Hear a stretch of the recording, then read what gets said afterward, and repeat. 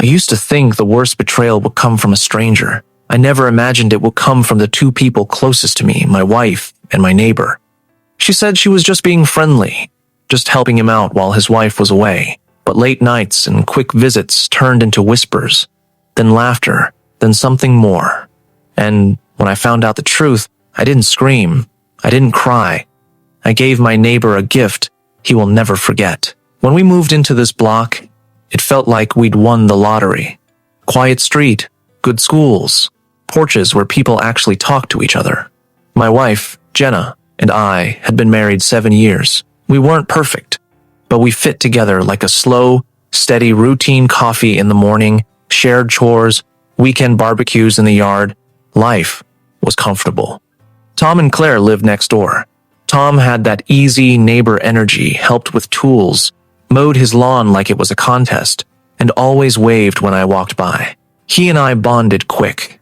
Beers over the fence, swapping tips about leaks, the usual. Jenna would chat with Claire or drop over with cookies. It seemed wholesome. It felt normal. Looking back, that normal is what made the betrayal worse. You don't expect someone who borrows your ladder to steal your life. You trust the person who waves at you from his porch. That's what I did, and that trust is a fragile thing when someone you love decides to break it.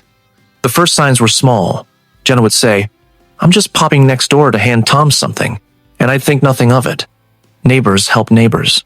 But the quick trips kept stretching 10 minutes, 30, sometimes longer. She started changing clothes before she left the house, like she dressed up to walk across the yard. When I asked casually one night, "You two spending a lot of time together, huh?" She laughed too quickly. "It's nothing, babe. He's like a brother. Claire's been away for work, so I'm just keeping him company." Her tone felt off defensive where she should have been breezy. I started noticing other little things. How she'd hide her phone screen when I came into the kitchen. The extra laugh that sounded private when she came back home. A faint scent on her that wasn't mine. I told myself I was being paranoid. Neighbors talk. People help each other.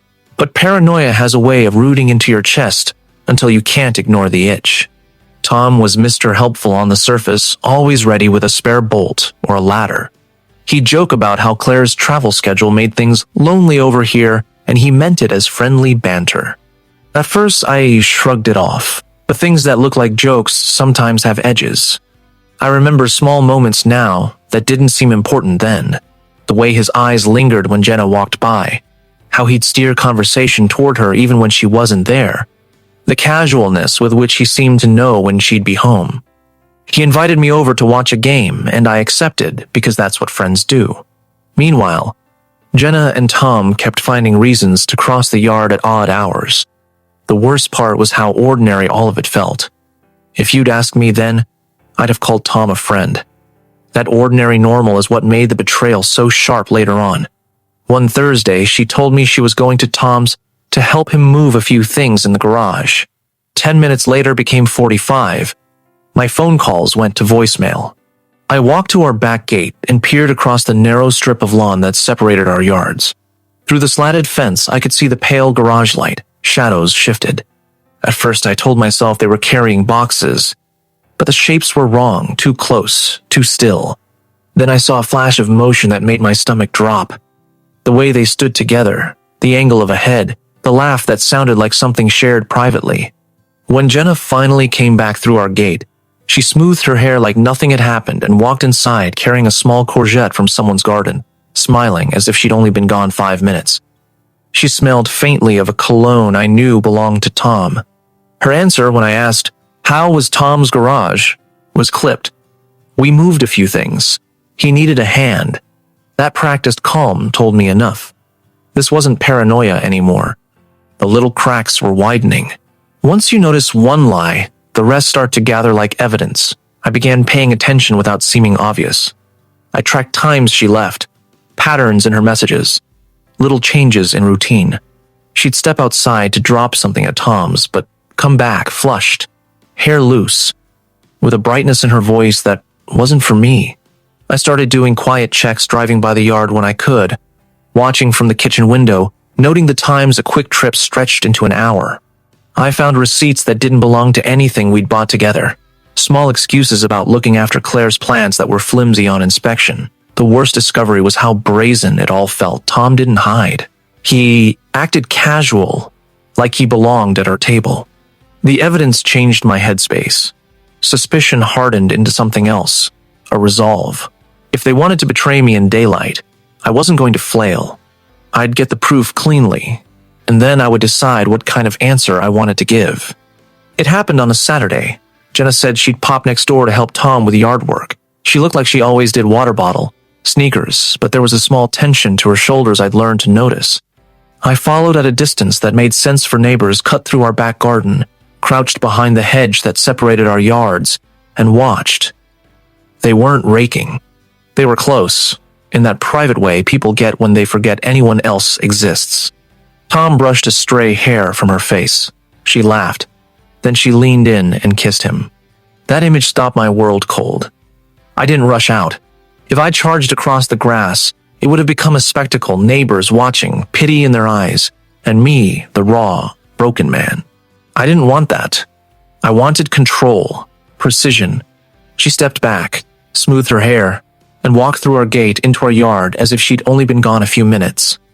I stayed hidden until I heard our back door shut behind her. Inside, she unpacked a grocery bag, humming like a woman who hadn't just betrayed her marriage. The mundane normalcy of it, the bag on the counter, the clink of a jar made the betrayal feel obscene. That night, I sat on the back steps and let the anger sharpen into a plan. I wasn't going to break down in the street. I would respond in a way that was surgical and unforgettable. If they wanted to humiliate me quietly, my answer would be loud, precise, and clean. I didn't storm into their yard that day. I waited, watched, let the truth sit heavy in my chest until it cooled into something sharp. That night, when Jenna came into the kitchen with her practiced smile, unpacking groceries as if nothing had happened, I decided I wouldn't give her the luxury of silence anymore. "Where were you?" I asked, my voice steady. She blinked. "I told you, helping Tom. Yard work." I looked her dead in the eye. "You weren't pulling weeds, Jenna. I saw you. I saw you kiss him." Her face drained of color. For a second she froze, then laughed nervously. "What? That's crazy. You must have imagined—" "Don't insult me." I cut in, sharper than I intended. "I watched you, behind the hedge. I saw everything." She slumped into a chair, covering her face. For a long moment, there was only the hum of the fridge and the ticking wall clock. Then her voice cracked. "It wasn't supposed to happen. I didn't mean." "How long?" I demanded. Her silence answered before she did. Finally, she whispered, "It wasn't just once." Those words hit harder than the image of them together. It wasn't a slip. It wasn't a mistake. It was a choice, repeated. "Why him?" I asked, each word cutting my throat raw. She looked down, tears streaking her cheeks. He listened. He made me feel appreciated. I stared at her, and for the first time, I felt nothing but contempt. The excuses, the deflection, it all sounded like a script. She was sorry she got caught, not sorry for what she'd done. I walked out the back door, sat on the steps, and let the cold air fill my lungs. I didn't yell. I didn't cry. I planned. If they thought they could humiliate me in silence, I'd make sure my answer was loud. That night, while she slept in the other room, I sat in the dark with a notebook. I listed every detail. The time she went next door, the excuses she used, the way Tom acted around me. I wasn't going to rely on emotion anymore. I wanted precision. Tom's pride was obvious. He loved his image, the perfect neighbor with the perfect lawn, his spotless truck parked just right, his tools lined up like trophies in his garage. He thrived on the neighborhood's respect. That was his weakness. And that's where my gift would land. I decided on 3 rules. 1. Gather proof. Not just suspicions, but evidence. Enough that no one could deny it. 2. Hit his pride. The thing Tom valued most wasn't Jenna, it was his reputation. That's what I'd target. 3. Make it public. Quiet betrayal deserved loud exposure. Over the next week, I bided my time. When Jenna said she was heading to Tom's, I slipped out the side door and crouched behind the fence. My phone camera caught enough. Their closeness, the touches, the kiss. Not grainy, not guesswork proof. By the end of the week, I had what I needed. Now I just had to decide how to deliver it. Saturday came, the perfect stage. Tom had invited a handful of neighbors over for beers and barbecue, a casual gathering he loved to host. I went, pretending nothing was wrong. Smiled, ate a burger, nodded along as he bragged about his new grill. When the crowd was comfortable, laughing, and relaxed, I stood up. "Hey, Tom," I said. "You always talk about sharing. Mind if I share something too?" He grinned, clueless. "Sure, man. Go ahead." I pulled out my phone, tapped the screen, and mirrored it to the small projector I'd brought for game highlights. But instead of football clips, the screen lit up with the videos I'd taken, Jenna and Tom, in his yard, in his garage, kissing like they owned the world. The laughter died instantly. Silence dropped like a stone. Faces shifted shock, disgust, whispers spreading like fire. Tom's grin collapsed. Jenna, who had come over later to join us, went pale as chalk. I didn't yell. I didn't explain. I just looked at Tom and said, "That's my gift to you. Everyone gets to see who you really are." Then I turned and walked out. The silence after the video played was worse than shouting. A dozen neighbors stood frozen, burgers half-eaten, drinks forgotten. Tom's reputation, the proud, friendly guy everyone liked, shattered in 30 seconds. His face flushed deep red. He tried to laugh it off at first. That's edited. He's twisting it. But no one bought it. The footage was clear. Too clear.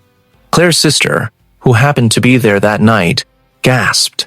"My God, does Claire know?" The question sliced through the crowd. Tom opened his mouth, then shut it again, realizing there was no answer that could save him. Jenna bolted out of the yard, covering her face with her hands. Some neighbors muttered under their breath. Others just stared at me, wide-eyed. I didn't stay for the fallout. I didn't need to. The point had been made. I walked back into my own yard, shut the gate behind me, and for the first time in weeks, I felt steady. That night, Jenna came to me in tears. "Why would you do that? Why would you humiliate me like that?" I looked at her, calm. "Because you humiliated me first. You didn't just betray me, you did it next door where everyone could see. You turned me into a fool in my own home. I only gave the truth a spotlight." She sobbed, begging, saying she'd made a mistake, that she didn't want to lose me. But I noticed her words again. She wasn't apologizing for what she'd done. She was apologizing for being caught. That difference meant everything. The next few days, the block buzzed with gossip. People avoided Tom's house. Some neighbors flat out stopped waving at him. Others couldn't even look me in the eye, like betrayal was contagious. Tom's yard, once his pride, went unkempt. His perfect image crumbled. Claire eventually returned, and when she did, she didn't stay long. Her car was packed within a week. As for Jenna, she lived under a cloud of shame. Trips to the store were shorter. Conversations with friends dried up. Everywhere she turned, she felt the eyes of people who knew. And that was the real gift. Not just exposure, not just humiliation. It was the reminder that choices have consequences, and sometimes the loudest punishment isn't anger, it's truth. In the weeks that followed, I thought a lot about what had happened. The betrayal hurt, yes, but what cut deepest was how close it all was. Right next door, my neighbor, my wife, people I trusted most. It taught me something important. Betrayal doesn't always come with warning signs. Sometimes it comes with smiles, small favors, and casual chats over the fence. Sometimes the people who wave the warmest hide the sharpest knives. Looking back now, I don't regret how I handled it. I didn't scream. I didn't fight. I didn't give them the drama they could twist against me later. I gave them a gift, exposure, a mirror they couldn't turn away from. So here's my advice. Never ignore the small signs. Never brush off your gut when it whispers. And if betrayal comes, don't waste your energy on chaos. Let the truth do the heavy lifting. Because sometimes the strongest revenge is simply this: letting everyone see who people really are.